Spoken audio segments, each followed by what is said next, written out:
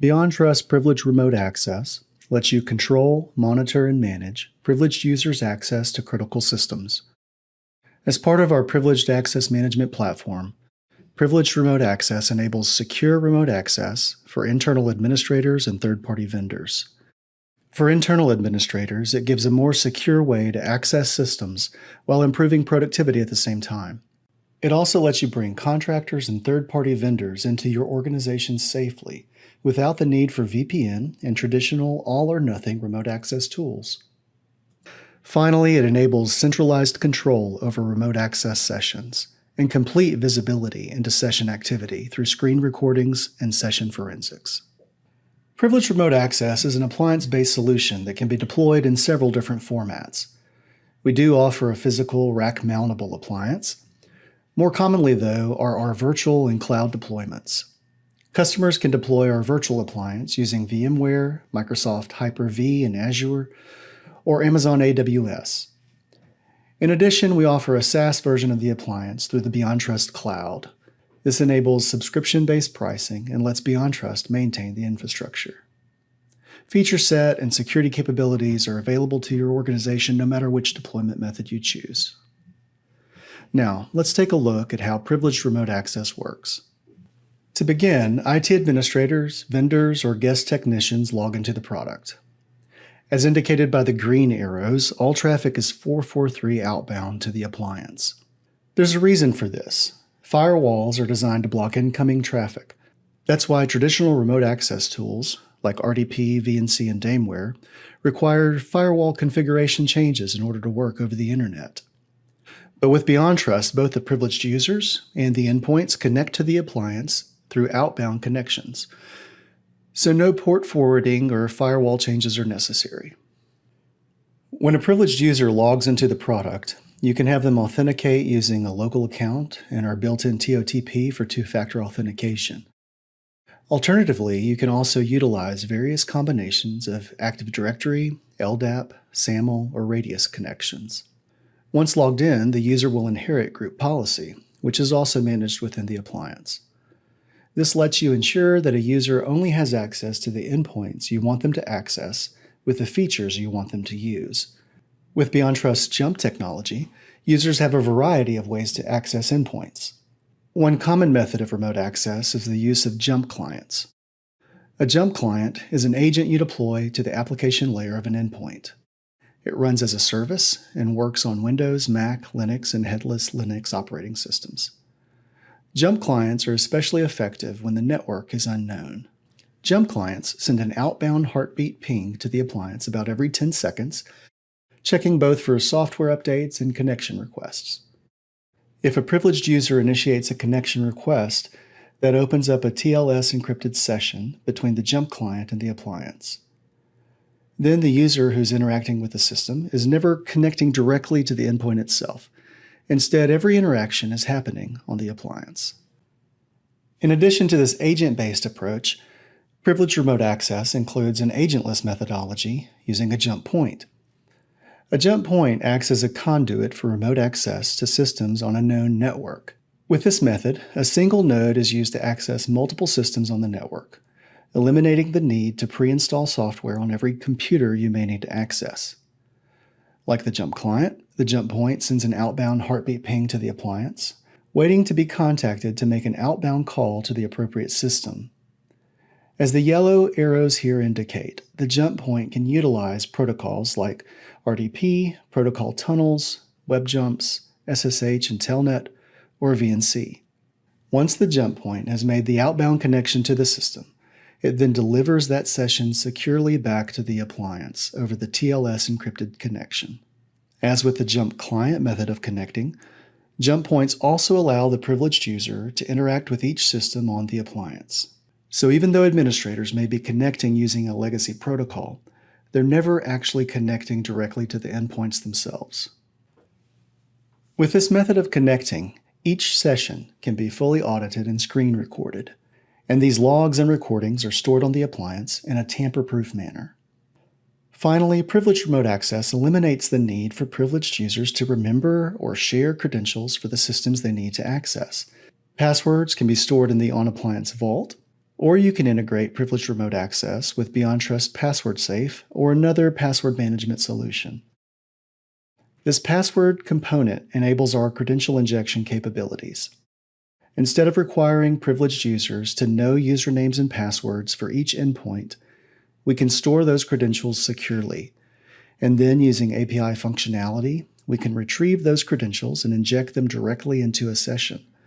This means you don't need to expose credentials, giving you more control and flexibility around those accounts. Now, let's jump into the product itself. In order to access endpoints, technicians can download or open an access console from the login area. I'm currently logged in to the desktop version of the Access Console. The Access Console can run on Windows, Mac, and Linux, and we have mobile access consoles for iOS or Android devices. In addition, we have a web console that runs within a browser. The web console works without the need to install a new application, and other than some light administrative functions, it lets users perform almost everything they can do in the FAT client. When a user logs in to Privileged Remote Access, they'll see a list of the endpoints your group policy allows them to access. You can filter endpoints by groups, or you can select My Jump Groups to see the complete list.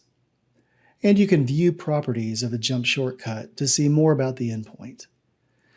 This one, for example, is a Linux server, which I'm able to access through a jump point on a remote network using SSH or ShellJump. Administrators can modify most of these properties.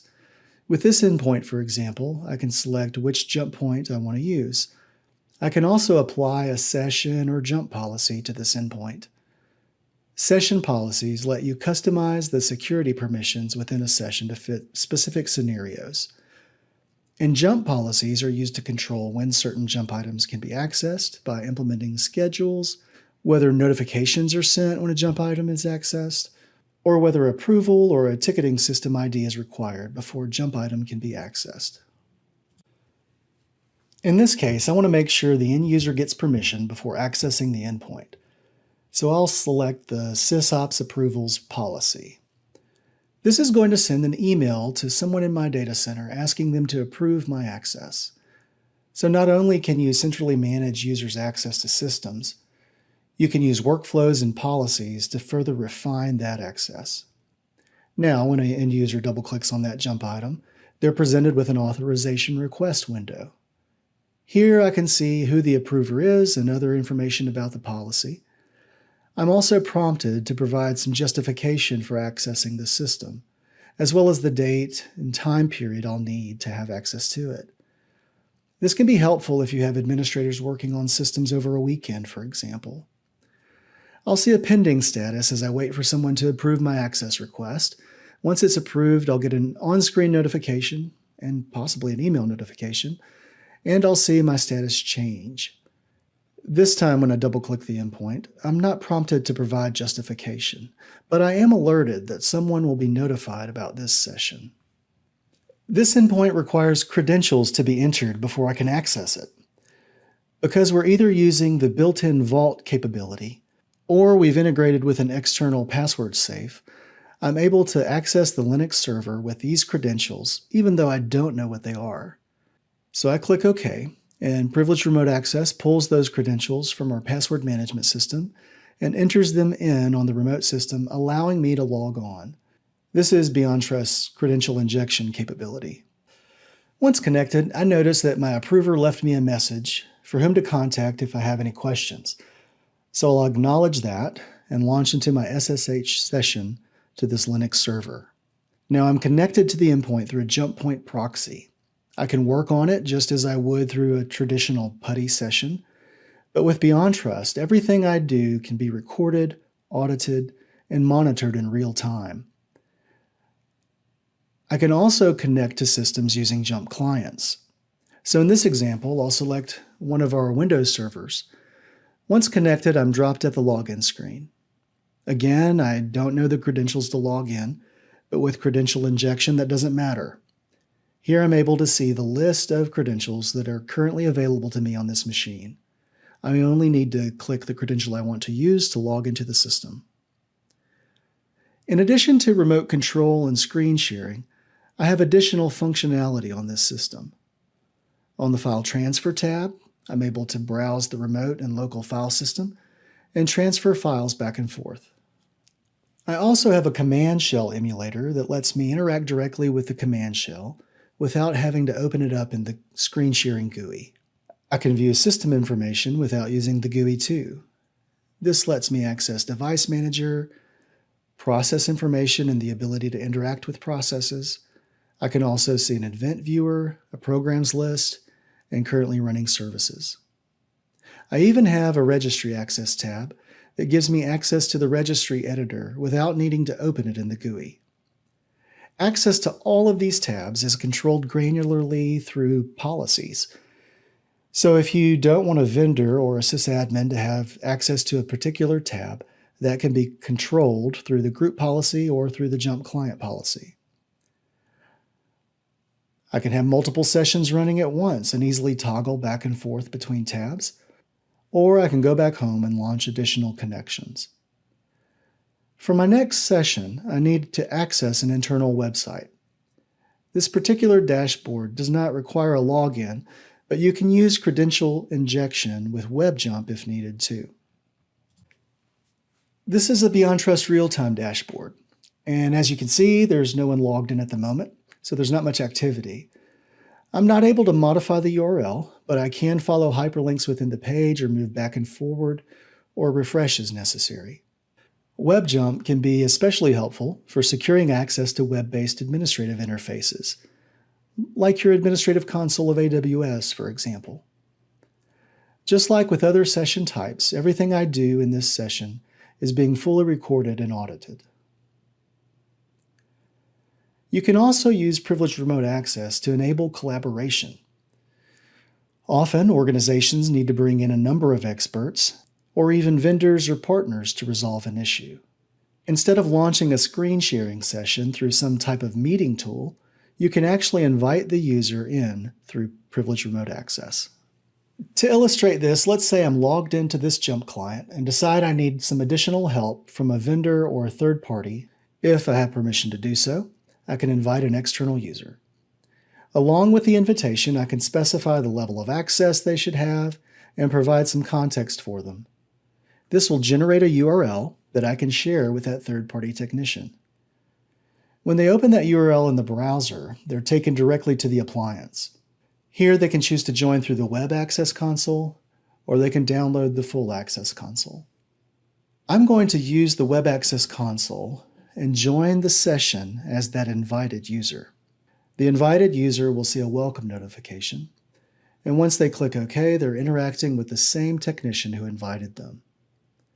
Just by way of demonstration, here in the foreground, we have our invited vendor, and in the background is the original technician. As the invited user begins troubleshooting, you can see that everything is happening in real time in both windows. As long as the original session is open, the invited user can work on the system, or the original user can manually remove them before ending the session. Once they've been removed, their access is permanently disabled.